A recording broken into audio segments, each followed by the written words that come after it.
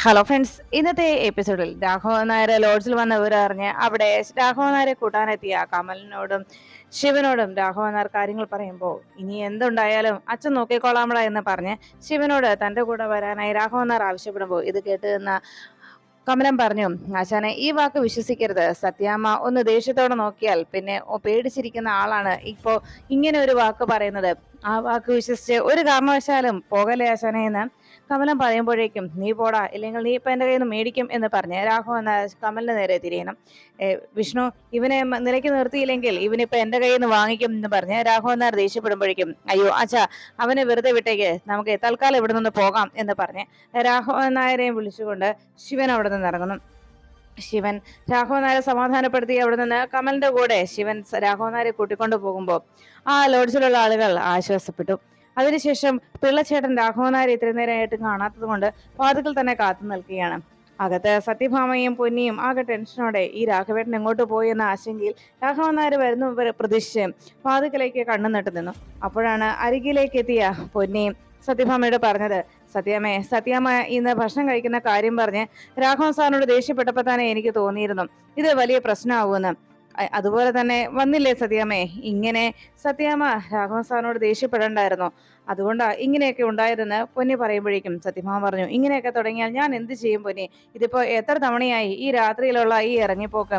ഇനി ഇങ്ങനെ പോയാലേ ഇനി ആകെ ഒറ്റൊരു പോംവഴി മാത്രമേ ഉള്ളൂ എന്ന് പറഞ്ഞതും പൊന്നി പറഞ്ഞു, സത്യാമ്മേ, ഇനി രാഘവൻ സാറിനോട് ഇങ്ങനെ ദേഷ്യപ്പെടാതിരുന്നാ മതി എന്ന് പറഞ്ഞതും പൊന്നി, അതെങ്ങനെ സാധിക്കും? ഈ ഓർമ്മക്കുറവില്ല ആയി നടക്കുന്ന ആള് രാത്രിയിൽ ഇങ്ങനെ ഇറങ്ങിപ്പോയി ഏതെങ്കിലും വഴിയിലൂടെ പോകുമ്പോൾ, രാത്രി കാലങ്ങളിലാണെങ്കിൽ ആർക്കും ഒരു കൃത്യതയില്ലാതെ ലക്കും ലഗാനുമില്ലാതെയാണ് ഓരോരുത്തരും വണ്ടി ഓടിച്ചുകൊണ്ട് പോകുന്നത്. ഇതിനിടയിൽ ഏതെങ്കിലും വണ്ടിക്കാരെ തട്ടി എവിടെയെങ്കിലും വീണാൽ എന്ത് ചെയ്യും? ആരറിയും? എന്തായാലും ഇനി ഇതുപോലെയൊക്കെ തുടങ്ങുകയാണെങ്കിലേ ഞാൻ ഒരു അറ്റകൈ പ്രയോഗങ്ങൾ നടത്തും. ഇതല്ലാതെ വേറെ നിവൃത്തിയില്ല. ഇനിയും ഇങ്ങനെ പോകാനാണ് ഭാവമെന്നുണ്ടെങ്കിൽ ഞാൻ പിടിച്ച് മുറിയിൽ പൂട്ടിയിടും. അതല്ലാതെ വേറെ നിവൃത്തിയില്ല. മുറിയിൽ കിടന്ന് കുറെ ബഹളമൊക്കെ വെക്കുമായിരിക്കും, എന്നാലും സാരമില്ല, പേടിക്കണ്ടല്ലോ, ഇങ്ങനെ ആദ്യ പെരുക്കണ്ടല്ലോ എന്ന് പറഞ്ഞ് സത്യമ്മ രാഘവൻ നായരെ കുറിച്ച് പൊന്നിയോട് പറയുമ്പോഴേക്കും പൊന്നി പറഞ്ഞു, എന്തായാലും രാഘവൻ സാറിന്റെ രാത്രിയായപ്പോ സാറിന്റെ ഓരോ പെരുമാറ്റം കണ്ടപ്പോഴേക്കും എനിക്ക് വല്ലാതെ പേടി തോന്നിയത് പൊന്നി അറിയിച്ചപ്പോ സത്യഭാമ പറഞ്ഞു, എന്തായാലും ഇനി ഒറ്റൊരു കാര്യം ചെയ്യാം, പിള്ളയെ രാത്രി കാലങ്ങൾ കൂടി ഇവിടെ നിർത്താൻ പറയാം, വൈകിട്ട് ഉറക്കളച്ച് കാവലിരിക്കട്ടെ, അല്ലാതെ എന്ത് ചെയ്യാനാ എന്നിങ്ങനെ പറഞ്ഞ് സത്യമ്മ രാഘവൻ നായരെ ഇനി ഇതുപോലെ ഇറങ്ങി പോകാതിരിക്കാൻ ആ ഒരു പോംവഴി അതേ ഉള്ളൂ എന്നുള്ള ധാരണയിൽ അങ്ങനെ ഇരിക്കുമ്പോഴേക്കും ശിവന്റെ ബുള്ളറ്റിൽ കയറി രാഘവൻ നായർ നേരെ സത്യമംഗലത്തേക്ക് എത്തി. പിള്ള അപ്പോഴേക്കും രാഘവൻ നായരെ കണ്ടതോടെ വേഗം അരികിലേക്ക് ഓടി ചെന്നു. സാറേ ഇങ്ങ് വാ സാറേ എന്ന് പറഞ്ഞ് രാഘവൻ നായരെ പിടിക്കാനായിട്ട് പിള്ള ഓടി ചെല്ലുമ്പോഴേക്കും, വേണ്ടോ, സ്ഥാനം കൊണ്ട് മാറി നിൽക്കുക, താനീ വയ്യാത്ത കയ്യും വെച്ച് എന്നെ പിടിക്കാനൊന്നും വരണ്ട എന്ന് പറഞ്ഞ് രാഘവൻ നായരെ പിള്ളയോട് മാറി നിൽക്കാൻ പറഞ്ഞു. ശിവൻ ബുള്ളറ്റിൽ നിന്ന് ഇറങ്ങിയതും രാഘവൻ നായർ ചോദിച്ചു, എടാ മോനെ, നീ വീണ്ടും എന്നെ ഇങ്ങോട്ട് തന്നെയാണോ കൊണ്ടുവന്നത്, ഈ നരകത്തിലേക്ക്? എടാ, എനിക്ക് ഇവിടെ നിൽക്കാൻ ഇഷ്ടമില്ലാത്തതുകൊണ്ടല്ലേ ഞാൻ നിന്റെ അടുത്തേക്ക് വന്നതെന്ന് പറഞ്ഞപ്പോഴേക്കും സത്യഭാമ ദേഷ്യത്തോടെ രാഘവൻ നായർ അരികിലേക്ക് നിന്നു. രാഘവേട്ടൻ എന്ത് പണിയായി കാണിച്ചത്? വണ്ടിയിൽ നിന്ന് ഇങ്ങോട്ട് ഇറങ്ങിക്കേ എന്ന് പറഞ്ഞപ്പോഴേക്കും രാഘവൻ നായർ പറഞ്ഞു, എടാ മോനെ, നിനക്ക് എന്നെ അങ്ങ് കൊണ്ടുപോകത്തില്ലായിരുന്നോ? ഞാൻ നിന്റെ അടുത്ത് വന്ന് നിൽക്കാനല്ലേ വന്നത്, എന്നിട്ട് വീണ്ടും നീ ഇങ്ങോട്ട് കൊണ്ടുപോകുന്നത് എന്തിനാ എന്ന് ചോദിച്ചതും രാഘവൻ നായർ പറഞ്ഞു, അച്ഛൻ തൽക്കാലം ഇങ്ങോട്ട് ഇറങ്ങി വാ, ഇനി ഒരു പ്രശ്നം ഉണ്ടാവില്ലെന്നേ എന്ന് പറഞ്ഞതും അച്ഛനിങ്ങ ഇറങ്ങിക്കേ എന്ന് പറഞ്ഞ് രാഘവൻ നായരെ ബൈക്കിൽ നിന്ന് പതിയെ ശിവൻ ഇറക്കുന്നു. രാഘവൻ നായർ പുറത്തേക്ക് ഇറങ്ങിയതും ഉടനെ സത്യഭാമയെയും പൊന്നിയെയും കണ്ടതോടെ കലിയോടെ രാഘവൻ നായർ ദേഷ്യത്തോടെ നോക്കി. ഉടനെ ശിവൻ പറഞ്ഞു, അച്ഛനൊന്ന് സമാധാനപ്പെട്, ഒന്ന് അകത്തേക്ക് കയറ് എന്ന് പറഞ്ഞപ്പോഴേക്കും രാഘവൻ നായർ പറഞ്ഞു, എടാ, ഞാൻ ഇവിടെ അകത്തേക്ക് കയറാം, ഞാൻ അങ്ങനെ കയറണമെന്നുണ്ടെങ്കിൽ നീ എനിക്കൊരു വാക്ക് തരണം. നീയേ ഭാമ ഇവിടെ നിന്ന് പുറത്താക്കിയ നിന്റെ ഭാര്യയെയും മക്കളെയും നീ ഉടനെ തന്നെ വിളിച്ചുകൊണ്ട് വരണം. എന്താ, അങ്ങനെ ഉണ്ടെങ്കിൽ ഞാൻ ഇവിടെ കയറാം, എന്താ പറ്റുമോ എന്ന് ചോദിച്ച് രാഘവൻ നായർ ശിവനോട് അന്വേഷിച്ചു. ശിവൻ പറഞ്ഞു, ഞാൻ വിളിച്ചുകൊണ്ട് വരാം, അച്ഛൻ ഇപ്പൊ തൽക്കാലം അകത്തേക്ക് കയറ് എന്ന് പറഞ്ഞു. ഞാൻ അകത്തേക്ക് കയറാം, പക്ഷേ ഭാമ പറഞ്ഞനുസരിച്ച് നാളെ നീ കുട്ടികളെ കൊണ്ടുവന്നോണം, കുട്ടികളെയും ഭാര്യയും. എന്താ, നീ കൊണ്ടുവരില്ലേ എന്ന് ചോദിച്ചപ്പോഴേക്കും ശിവനൊന്നും മിണ്ടാതെ ഭാമയെ നോക്കി. ഉടനെ രാഘവൻ നായർ ചോദിച്ചു, നീ എന്തിനാ അവളെ നോക്കുന്നത്? അതെ, ഈ വീടുണ്ടാക്കിയത് ഞാനാ, എന്റെ വീടാ ഇത്, ഇവിടുത്തെ തീരുമാനങ്ങൾ ഞാൻ എടുക്കും, അത് അനുസരിക്കാനും അംഗീകരിക്കാനും പറ്റത്തില്ലാത്തവര് ഉണ്ടെങ്കിലേ അവർക്ക് ഈ വീട്ടിൽ നിൽക്കേണ്ട കാര്യമില്ല. എന്തായാലും എന്താ ചെയ്യേണ്ടതെന്ന് എനിക്കറിയാം. ഇവിടെ കാര്യങ്ങൾ തൽക്കാലം ഞാനാ തീരുമാനിക്കുന്നത്. നീ പറഞ്ഞത് കേട്ടോ? മര്യാദയ്ക്ക് കുട്ടികളെയും അവളെയും കൂട്ടി നാളെ ഇങ്ങ് വന്നോണം എന്ന് രാഘവൻ നായർ ശിവനോട് പറഞ്ഞു. ശരി അച്ഛാ എന്ന് ശിവൻ തല കുലുക്കിയതും ദേ ഞാൻ പറഞ്ഞത് ഓർമ്മയുണ്ടല്ലോ, നാളെ രാവിലെ തന്നെ അവരെയും കൂട്ടി വന്നോണം എന്ന് പറഞ്ഞ് രാഘവൻ നായർ നേരെ അകത്തേക്ക് കയറിപ്പോയി.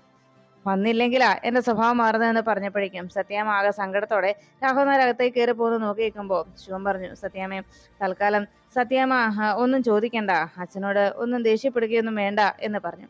സത്യാമ്മ ആകെ വിഷമത്തോടെ അകത്തേക്ക് കയറുമ്പോൾ രാഘവൻ നായർ അവിടെ നിന്ന് വിളിച്ചു പറഞ്ഞു, എടാ നീ ഇവിടെ നിന്ന് വെറുതെ സമയം കളയാതെ വേഗം ഷാനിയുടെ മകളുടെ അടുത്തേക്ക് ചെല്ല്, അവർ ഒറ്റയ്ക്കാ എന്ന് പറഞ്ഞ് രാഘവൻ നായർ അകത്തേക്ക് കയറി പോകുന്നു.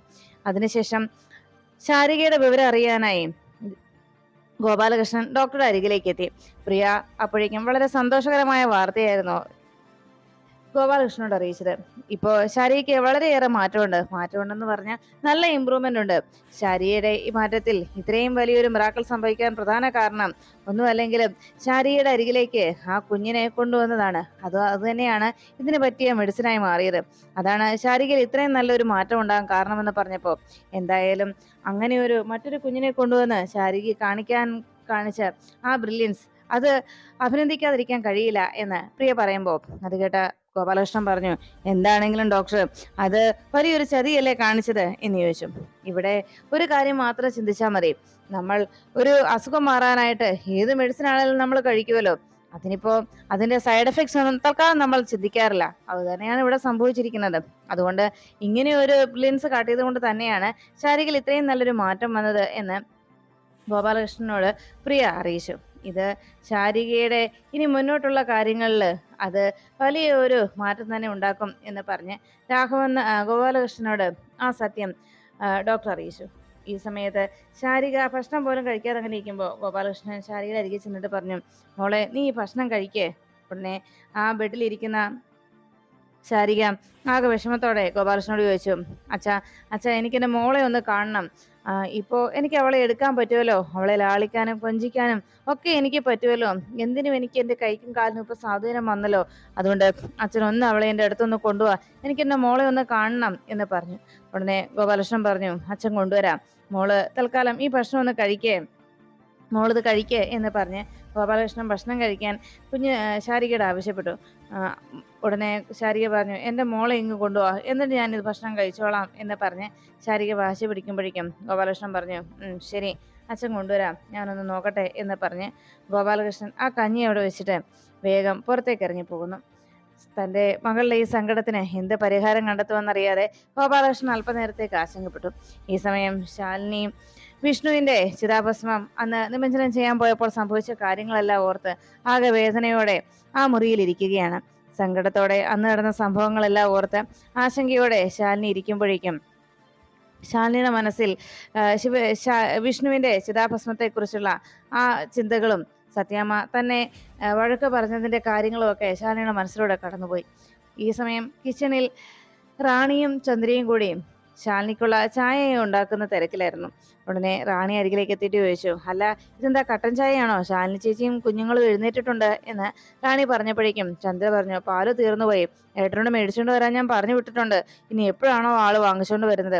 സാരയില്ല, എന്തായാലും തൽക്കാലം നമുക്ക് കട്ടൻ ചായ കൊണ്ടേ കൊടുക്കാം, നീ അതിങ്ങെടുക്ക് എന്ന് പറഞ്ഞ് റാണി ചായ വേഗം 3 ഗ്ലാസ്സിലാക്കി കുട്ടികൾക്കും ശാലിനിക്കുമുള്ള ചായയുമായി വാതിക്കലേക്ക് എത്തി. ഇതാ കട്ടൻ ചായ റെഡിയാ കേട്ടോ, തൽക്കാലം നമുക്ക് രാവിലെ ഓരോ ഗ്ലാസ് കട്ടൻ ചായ അടിക്കാം, പാല് തീർന്നുപോയി, അതുകൊണ്ടാ അല്പം കഴിയുമ്പോൾ ശിവേട്ടൻ പാല് വാങ്ങിച്ചിട്ട് വരും, അല്ല മക്കൾക്ക് ഇത് കുടിക്കാലോ, കുഴപ്പമൊന്നുമില്ലല്ലോ എന്ന് ചോദിച്ചപ്പോഴേക്കും ശാലിനി പറഞ്ഞു, അവർക്ക് അങ്ങനത്തെ കുഴപ്പമൊന്നുമില്ല അല്ലേടാ എന്ന് ചോദിച്ചപ്പം എന്ത് കുഴപ്പം, ഞങ്ങൾക്ക് കട്ടൻ കാപ്പി ഇഷ്ടമാ എന്ന് കുട്ടികൾ പറഞ്ഞു. അല്ല പാൽ ചായ വേണമെന്ന നിർബന്ധമുണ്ടോ എന്ന് ചോദിച്ചപ്പോഴേക്കും അങ്ങനെ ഒരു നിർബന്ധമൊന്നും ഇവർക്കില്ല എന്ന് ശാലിനി എല്ലാവരോടുമായിട്ട് അറിയിച്ചു. അപ്പോഴേക്കും ഉടനെ പപ്പിയും സത്യയും ചോദിച്ചു, അല്ലമ്മേ ഇനിയിപ്പോൾ നമ്മൾ ഈ വീട്ടിലാണോ അമ്മ താമസിക്കുന്നത് എന്ന് ചോദിച്ചപ്പോൾ ശാലിനി പറഞ്ഞു, നല്ലൊരു വീട് നമുക്ക് റെഡിയാകുന്നത് വരെ തൽക്കാലം നമ്മളിവിടെ താമസിക്കും. മോൾക്ക് ഈ വീട് ഇഷ്ടമായോ എന്ന് സത്യയോട് ശാലിനി ചോദിച്ചപ്പോഴേക്കും ആ എനിക്കിഷ്ടമായി എന്ന് സത്യം മറുപടി നൽകി. അപ്പോഴാണ് പപ്പി ആകെ വിഷമിച്ചിരിക്കുന്നത് കണ്ടത്.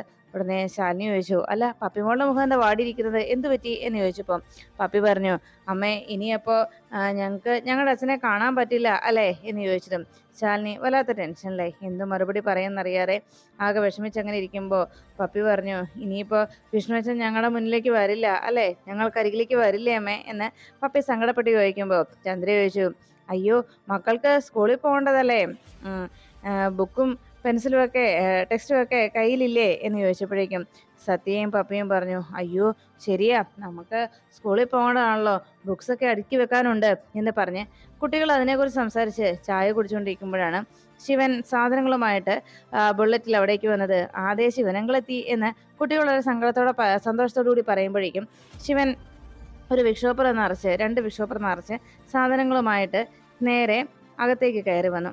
ഉടനെ ആ സാധനങ്ങൾ അവിടെ വെച്ചിട്ട് പറഞ്ഞു, ദേ ഇതുവരെ പുറത്തു പോയി മേടിച്ചിട്ടില്ലാത്ത ഒരു സാധനങ്ങൾ മേടിക്കാൻ പോയിട്ടില്ലാത്ത ആളാണ്, അടുക്കളയിലേക്ക് വേണ്ട സാധനങ്ങൾ മേടിച്ചിട്ടില്ലാത്ത ആള് ആദ്യമായിട്ട് പോയി മേടിച്ചുകൊണ്ട് വന്നതാ, ഇത് മക്കൾക്ക് എന്ന് പറഞ്ഞ് 2 പേർക്കും ഓരോ ചോക്ലേറ്റ് കൊടുത്തു ശിവൻ. ഇത് കണ്ട ശാലിനി പറഞ്ഞു, രാവിലെ തന്നെ കുട്ടികൾക്ക് ചോക്ലേറ്റ് അല്ലേ, കൊള്ളാം എന്ന് പറഞ്ഞപ്പോൾ സാരയില്ല ശാലിനി, അവർ കുട്ടികളല്ലേ എന്ന് ശിവൻ അറിയിച്ചു. ഇനിയേ മക്കള് വേഗം റെഡി ആയിക്കും. അതെ ചന്ദ്രേ, നിങ്ങൾ ആ വൃക്ഷോപ്പറിനകത്ത് നോക്കിക്കേ, എന്തൊക്കെയാ സാധനങ്ങളിന് വേണ്ടതും വേണ്ടാത്തതെന്ന്. ഞാനേ ഇതുവരെ അടുക്കളയിൽ പോലും കയറിയിട്ടില്ലാത്ത ആളാണെന്ന് അറിയാമല്ലോ, അതുകൊണ്ടാ ഞാൻ സാധനങ്ങളൊക്കെ പോയി മേടിച്ചോണ്ട് നോക്കാൻ പറഞ്ഞത്. ശാലിനി ഒന്ന് ചെക്ക് ചെയ്തേ എന്തൊക്കെ വേണം വേണ്ടെന്നുള്ള കാര്യം, എനിക്ക് ഒന്ന് തൃപ്തിയാകാനായിട്ടാ എന്ന് പറഞ്ഞപ്പോഴേക്കും റാണി പറഞ്ഞു, അതെ ശിവേട്ടൻ ആദ്യമായിട്ടാ ഇതുപോലെ സാധനങ്ങളൊക്കെ മേടിച്ചോണ്ട് വരുന്നത് എന്ന് പറഞ്ഞപ്പോഴേക്കും ശാലിനി ഉടനെ ശാലിനി ചേച്ചിക്ക് എന്താ സ്പെഷ്യൽ വേണ്ടത് എന്നൊക്കെ കുട്ടികൾ അന്വേഷിച്ചു. അങ്ങനെ പ്രത്യേകിച്ചൊന്നും ഇല്ല എന്ന് പറഞ്ഞതും ഉടനെ ശിവനോട് പാല് ഇപ്പൊ തന്നെ കൊണ്ടുവരാം, ഇനി എന്തെങ്കിലും വേണോ എന്ന് ശിവൻ അപ്പോൾ അന്വേഷിച്ചപ്പോൾ ചന്ദ്ര പറഞ്ഞു, വൈകിട്ടത്തേക്ക് 1 ലിറ്റർ പാല് മേടിക്കണം, കുട്ടികൾ ഉള്ളതല്ലേ എന്ന് റാണി പറയുന്നത് ചന്ദ്ര പറയുന്നത് കേട്ട ശിവൻ പറഞ്ഞു, അത് മേടിച്ചിട്ട് വരാം, ഇപ്പോൾ രാവിലത്തേക്ക് 1 ലിറ്റർ മേടിച്ചിട്ടുണ്ട് എന്ന് പറഞ്ഞു. ഉടനെ ശാലിനി ചോദിച്ചു, ഞാനും കുട്ടികളും വന്നത് വലിയ ബുദ്ധിമുട്ടായി നിങ്ങൾക്കല്ലേ എന്ന് ശാലിനിയുടെ ചോദ്യത്തിന് ശിവൻ ചോദിച്ചു, ഇത് എന്തൊക്കെയാ ശാലിനി പറയുന്നത്, ഞങ്ങൾക്കിപ്പോൾ വലിയ സന്തോഷമായെന്നല്ലേ പറയേണ്ടത്. അപ്പോഴേക്കും ഒരു കാറ് മുരത്തേക്ക് വന്നു നിന്നതും കാറിൽ നിന്ന് പുഞ്ചിരിയോടെ പ്രകാശ് പുറത്തേക്ക് ഇറങ്ങി. ഉടനെ ശിവൻ വിളിച്ചു പറഞ്ഞു, ദേടി നിന്റെ പ്രകാശ് എത്തിയല്ലോ എന്ന് പറഞ്ഞതും ശിവന്റെ അരികിലേക്ക് ഓടിയെത്തി പ്രകാശ് ശിവന് കൈ കൊടുത്തു. എന്നിട്ട് ശാലിനിക്ക് അരികിലേക്ക് ചെന്ന് കാലിയുടെ കാല് പിടിക്കാൻ തുടങ്ങിയപ്പോഴേക്കും എന്താടേ കാണിക്കുന്നത് എന്ന് ചോദിച്ചു. ഉടനെ പ്രകാശ് വേഗം തന്നെ ചന്ദ്രയുടെ അരികിലേക്ക് ചെന്ന് നിന്ന്, ചന്ദ്രേ അല്ല ഇതെന്താ ഇന്നിവിടെ സദ്യവട്ടം വല്ലതും ഉണ്ടോ എന്ന് സാധനങ്ങൾ ഇരിക്കുന്നത് കണ്ട് അതിശയത്തോടെ പ്രകാശ് ചോദിച്ചു. ഉടനെ ശിവൻ പറഞ്ഞു, അങ്ങനെയൊന്നും ഇല്ലടാ, ഞാൻ കുറച്ച് സാധനങ്ങൾ പച്ചക്കറിയൊക്കെ കുറച്ചേറെ മേടിച്ചു, അത്രേ ഉള്ളൂ, അല്ല നീ അവിടെ വന്നിരിക്കേ എന്ന് പറഞ്ഞിട്ടും ചന്ദ്രയോട് പറഞ്ഞു, എടി നീ പ്രകാശിന് എന്താ ചായ എടുത്തു കൊടുക്കാതെ, ചായ എടുത്തു കൊടുക്കേ എന്ന് പറഞ്ഞപ്പോൾ പ്രകാശിന് അടുത്ത് ചന്ദ്ര നിന്നോട്ടെ ശിവേട്ടാ, ഇവരെ കുറെ നാൾക്ക് ശേഷം കാണുന്നല്ലേ, ഞാൻ പോയി ചായ എടുത്തിട്ട് വരാം എന്ന് പറഞ്ഞ് വേഗം റാണി ചായ എടുക്കാനായിട്ട് കിച്ചണിലേക്ക് കയറി. ഉടനെ പ്രകാശ് ചോദിച്ചു, അല്ല എന്താ മധുരയിലെ നിന്റെ വിശേഷങ്ങൾ എന്ന് ശിവൻ പ്രകാശിനോട് അന്വേഷിച്ചു. ഉടനെ പ്രകാശ് പറഞ്ഞു, അക്കാര്യം പറയാനാ വന്നത്, ഞാനേ മധുരയില് ഒരു ചെറിയൊരു ഫ്ലാറ്റ് വാങ്ങിച്ചു, ഫുള്ളി ഫർണിഷ്ഡാണ് എന്ന് പറഞ്ഞതും, അപ്പോ ചന്ദ്രയെ കൊണ്ടുപോകാനായിട്ടാണോ നീ വന്നത്? അതേ ചേച്ചി, ചന്ദ്രയെ കൂട്ടിക്കൊണ്ടു പോകാനാ എന്ന് പ്രകാശ് പറയുമ്പോഴേക്കും ചന്ദ്ര വേഗം തന്നെ പ്രകാശിന്റെ അരികിലേക്ക് ചെന്നു. പ്രകാശെ ഇനി വന്നേ എന്ന് പറഞ്ഞ് പ്രകാശിനെ വിളിച്ചുകൊണ്ട് വേഗം ശിവന്റെ ബുള്ളറ്റിനരികിലേക്ക് ചെന്ന് അവർ രണ്ടുപേരും സംസാരിച്ച് നിൽക്കുന്നത് കണ്ട് ശിവനും ശാലിനിക്കും വലിയ സന്തോഷമായി. ഉടനെ ശിവൻ പറഞ്ഞു, കണ്ടില്ലേ അവളുടെ ഒരു സന്തോഷം. ഉടനെ ശാലിനി ചോദിച്ചു, അപ്പോൾ ഇനി മുതൽ ചന്ദ്ര ഇവിടെ ഉണ്ടാവില്ലല്ലേ എന്ന് ശാലിനി ചോദിക്കുമ്പോഴേക്കും അതെ, അവര് ഇനിയല്ലേ ഒന്ന് ജീവിച്ചു തുടങ്ങാൻ പോകുന്നത്, അവളുടെ ജീവിതം തുടങ്ങുന്നത് ഇനിയല്ലേ എന്ന് പറഞ്ഞ് ശിവൻ പൊട്ടിച്ചിരിച്ചുകൊണ്ട് അനുജത്തിയുടെ സന്തോഷത്തിൽ വളരെ മനസ്സ് നിറഞ്ഞ് ശിവൻ സന്തോഷിച്ചു. ശാലിനി അപ്പോഴേക്കും അവിടുന്ന് ചന്ദ്രകുടി പോയി കഴിയുമ്പോൾ പിന്നെ ശാലിനിയും കുട്ടികളും മാത്രം ശിവനൊപ്പം ആകുമല്ലോ എന്നൊരാശങ്ക ശാലിനിക്കുണ്ടായി. ഈ സമയം ഗോപാലകൃഷ്ണൻ പുറത്തിറങ്ങിയിട്ട് വേഗം കമലിന്റെ ഫോണിലേക്ക് വിളിക്കുകയാണ്. കമലൻ കോൾ എടുത്തിട്ടും, കമല ഞാൻ പറയുന്നത് നീ അങ്ങോട്ട് കേൾക്കണം എന്ന് പറഞ്ഞ് ഗോപാലകൃഷ്ണൻ എന്തോ വളരെ സീരിയസ് ആയിട്ട് എന്തോ കാര്യം കമലിനോട് പറയുന്നു. എല്ലാം കേട്ട് കഴിഞ്ഞതും ശരി ഞാൻ അങ്ങനെ ചെയ്യാമെന്ന് പറഞ്ഞ് കമലൻ എല്ലാം കേട്ട് കഴിഞ്ഞതും ഗോപാലകൃഷ്ണൻ അതെല്ലാം കേട്ടിട്ട് പറഞ്ഞതെല്ലാം കേട്ട് കമലൻ വേഗം ഫോൺ വെക്കുന്നു. അങ്ങനെ രണ്ടുപേരും എന്തോ കമലിന് അത്രയ്ക്ക് സിമ്പിൾ അല്ലാത്ത എന്തോ കാര്യം ഗോപാലകൃഷ്ണൻ പറഞ്ഞ് ഏർപ്പാട് ചെയ്തതുപോലെ കമലിന് വല്ലാത്ത ടെൻഷനോടെ ശരിയെന്ന് പറഞ്ഞ് ഫോൺ വെച്ചു. അതിനുശേഷം കുടുംബശ്രീ ഹോട്ടലിന് മുന്നിലേക്ക് ഒരു ഓട്ടോ വന്ന് നിൽക്കുകയാണ്. ശ്യാമ വാതിക്കലേക്ക് വരുമ്പോൾ ഓട്ടോയിൽ നിന്ന് രാഘവൻ നായർ ഇറങ്ങുന്നത് കണ്ടു. ഓ, ഇനിയിപ്പം ഇങ്ങോട്ട് എന്തിനാണോ വന്നത്? ഇനിയും മരുമകളെയും മക്കളെയും കാണാനായിട്ട് ഇറങ്ങിയതായിരിക്കും എന്നൊക്കെ ആലോചിച്ച് ശ്യാമ വാതിക്കലേക്ക് വന്നു നിന്നു. രാഘവൻ നായർ അരികിലേക്ക് വന്നതും അച്ഛൻ കയറി വാ ഇങ്ങോട്ട്, അല്ല അച്ഛനോട് വന്നിരിക്കേ, അകത്തേക്ക് കയറ് എന്നൊക്കെ പറഞ്ഞ് ശ്യാമ വളരെ സ്നേഹത്തോടെ രാഘവൻ നായർ ക്ഷണിച്ചു. ഉടനെ രാഘവൻ നായർ പറഞ്ഞു, മോളെ അവരെവിടെ? മക്കളെ കാണാനാണ് ഞാൻ വന്നത് എന്ന് പറഞ്ഞപ്പോൾ ശ്യാമ പറഞ്ഞു, ഓ അത് ശരി, അവരെ കാണാനായിട്ടാണോ അച്ഛൻ ഇറങ്ങിയത് എന്ന് ചോദിച്ചപ്പോഴേക്കും അവരെ ഒന്ന് വിളിക്കുമോളെ എന്ന് പറഞ്ഞു. വിളിക്കാം, അച്ഛൻ ആദ്യം ഇവിടെ ഇരിക്കേ. അവരെ ഇന്നലെ കാണാത്തതുകൊണ്ട് ഒരു പോളെ കണ്ണടച്ചില്ല. എനിക്ക് മക്കളെ ഒന്ന് കാണണമെന്ന് രാഘവൻ നായർ വീണ്ടും ആവശ്യപ്പെട്ടു. അതിനെന്താ, ഇവിടെ ഇരുന്നിട്ട് കാണാലോ. എന്നിട്ട് വേഗം ചെന്ന് ഒരു പോളയല്ല 2 പോളയും അടച്ച് സുഖമായി കിടന്ന് ഉറങ്ങാമല്ലോ എന്ന് പറഞ്ഞപ്പോൾ എന്തുപടി ഇനി ഇങ്ങനെയൊക്കെ പറയുന്നത് എന്ന് ചോദിച്ചപ്പോഴേക്കും ശ്യാമ ചോദിച്ചു, പിന്നെ ഞാൻ എങ്ങനെ പറയണം? ഭാര്യയും ഭർത്താവും ഓരോ രീതിയിൽ പെരുമാറും. ഭാര്യയാണെങ്കിൽ മരുമക്കളെയും മക്കളെയൊക്കെ വീട്ടിൽ നിന്ന് അടിച്ചിറക്കി വിടും. തൊട്ടു പിന്നാലെ ഭർത്താവ് അവരെ വിളിക്കാനായി വീണ്ടും അവരെ അന്വേഷിച്ചിറങ്ങും. ഇതവിടെ സ്ഥിരമായി നടക്കുന്ന പ്രതിഭാസമാണല്ലോ എന്ന് പറഞ്ഞപ്പോൾ രാഘവൻ നായർ പറഞ്ഞു, മോളെ നിനക്കറിയാവല്ലോ ഭാമയുടെ സ്വഭാവം, അത് ഞാൻ നിനക്ക് പറഞ്ഞു തരേണ്ടതില്ലല്ലോ എന്ന് ചോദിച്ചപ്പോഴേക്കും അല്ല എനിക്കൊന്നും മനസ്സിലാവുന്നില്ല, എന്തൊക്കെയാണ് അവിടെ നടന്നുകൊണ്ടിരിക്കുന്നത് എന്ന് ചോദിച്ചു. ഉടനെ ശ്യാമയോട് രാഘവൻ നായർ വിഷമത്തോടെ ഭാമയുടെ പിടിവാശിയെക്കുറിച്ച് പറഞ്ഞു. അതെ, ആരൊക്കെ എന്തൊക്കെ പറഞ്ഞാലും ശരി, അവളുടെ ഒരു പിടിവാശി അത് ഞാൻ പ്രത്യേകിച്ച് പറയണ്ടല്ലോ. അവൾക്ക് ആ വാശി അത് പണ്ട് മുതലേ ഉള്ളതാ. ഞാൻ എത്ര പറഞ്ഞാലും അത് മാറാനും പോകുന്നില്ല. ഉടനെ ശ്യാമ ചോദിച്ചു, എന്നിട്ട് പിന്നെ എന്തിനാണ് അച്ഛൻ ഇങ്ങനെ മരുമക്കളുടെ പിന്നാലെ ഇങ്ങനെ ഇറങ്ങി നടക്കുന്നത്? അവരുടെ വഴിക്ക് വിട്ടാൽ പോരെ എന്ന രീതിയിൽ ശ്യാമ സംസാരിക്കുമ്പോൾ രാഘവൻ നായർ പറഞ്ഞു, അതൊക്കെ അവിടെ നിൽക്ക്, നീയേ മക്കളെ ഒന്ന് വിളിക്ക്, ഞാൻ അവരെ ഒന്ന് കാണട്ടെ എന്ന് പറഞ്ഞപ്പോൾ ശ്യാമ പറഞ്ഞു, ഞാൻ വിളിക്കാം, മരുമകളെയും മക്കളെയൊക്കെ കണ്ണിറച്ച് കാണാം. ആദ്യേ അച്ഛനെ വല്ലതും ഭക്ഷണമൊക്കെ കഴിച്ച് വയറ് നിറച്ച് കഴിച്ചിട്ട് അവരെ കണ്ടാൽ പോരെ എന്നൊക്കെ ശ്യാമ കളിയാക്കിക്കൊണ്ടിരിക്കുമ്പോൾ രോഹിത്ത് വാതുക്കലേക്ക് എത്തിയത്. രാഘവൻ നായരെ ശ്യാമ ഇങ്ങനെ ഓരോന്ന് പറഞ്ഞ് കളിയാക്കുന്നത് രോഹിത്ത് കേട്ടതും വേഗം തന്നെ രോഹിത്ത് വാതുക്കലേക്ക് എത്തി. നീ എന്തൊക്കെയാ പറഞ്ഞുകൊണ്ടിരിക്കുന്നത്, കൊണ്ട് മാറ്. ഉടനെ രാഘവൻ നായർ പറഞ്ഞു, അതെ ശാലിനിയും വിഷ്ണുവിനെയും മക്കളെയൊക്കെ ഇങ്ങനെ വിളിക്കേ. അപ്പോഴേക്കും പതുക്കെ ശബ്ദം താഴ്ത്തി ശ്യാമ പറഞ്ഞു, ഓ അപ്പൊ ഈ ഭൂമിയിൽ ഇല്ലാത്തവരെ കൂടി ഞാൻ വിളിച്ചു വരുത്തണല്ലേ എന്നിങ്ങനെ ശ്യാമ പതുക്കെ സ്വരം താഴ്ത്തി പറഞ്ഞുകൊണ്ടിരിക്കുമ്പോൾ രോഹിത് അവിടേക്ക് എത്തിയിട്ട് ചോദിച്ചു, ശ്യാമേ നീ എന്തായി ചെയ്യുന്നത്? അച്ഛൻ എന്തിനാ ഇവിടെ ഇരുത്തിയിരിക്കുന്നത്?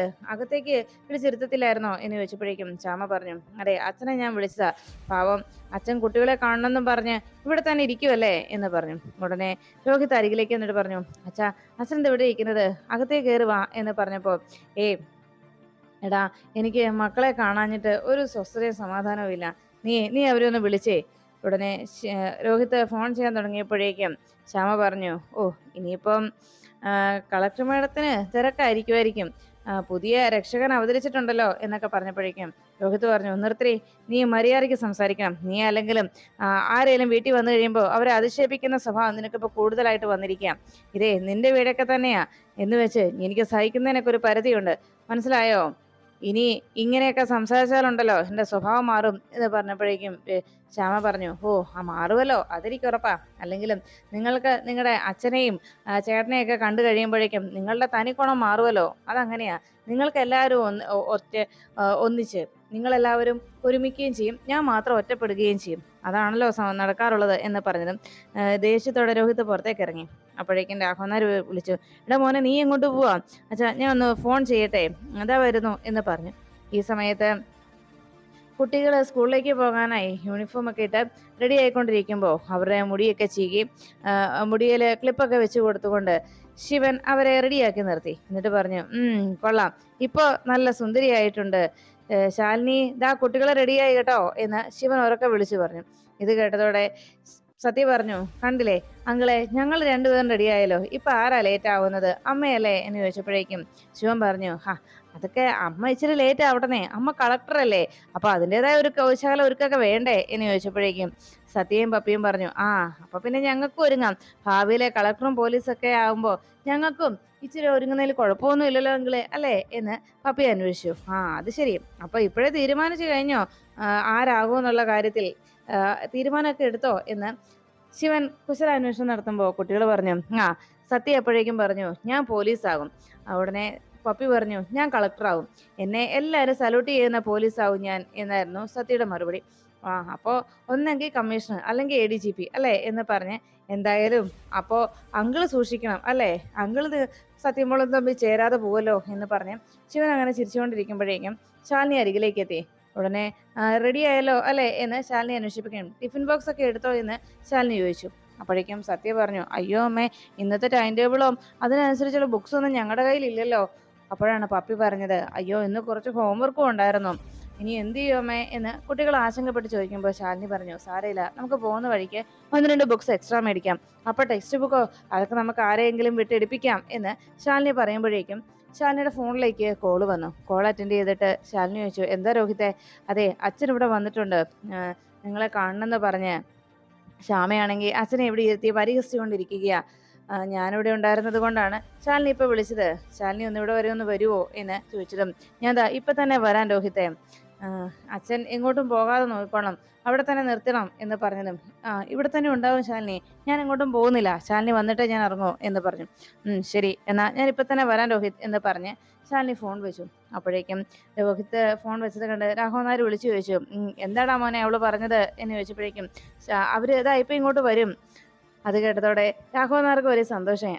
എനിക്കറിയാം, ഞാനിവിടെ ഉണ്ടെന്ന് അറിഞ്ഞാലേ അവൾ ഓടി വരും എന്ന് പറഞ്ഞ് രാഘവൻ നായർ സന്തോഷിച്ച് അങ്ങനെ നിൽക്കുമ്പോൾ ശാലിനി ശിവനോട് പറഞ്ഞു, ശിവ, കുട്ടികളെ ഒന്ന് സ്കൂളിലാക്കുവോ? അച്ഛൻ വീട്ടിലെത്തിയിട്ടുണ്ട്, അതുകൊണ്ട് അച്ഛനെ എനിക്കൊന്ന് കൂട്ടണം അവിടുന്ന്. അത് ശരി, അത് കുഴപ്പമില്ല ശാലിനി, ശാലിനി അച്ഛൻ്റെ അടുത്തേക്ക് പോയിക്കോ, ഞാൻ മക്കളെ സ്കൂളിലാക്കിക്കോളാം എന്ന് ശിവൻ ശാലിനിയോട് പറഞ്ഞു. ശാലിനി പുറത്തേക്ക് ഇറങ്ങി മക്കളോട് ബൈ പറഞ്ഞ് കാറിൽ കയറി ശാലിനി അവിടെ നിന്ന് പുറപ്പെട്ടു. ശിവൻ ശാലിനി പോകുന്നത് നോക്കി കുട്ടികളെയും ചേർത്ത് പിടിച്ച് നോക്കി നിന്നു.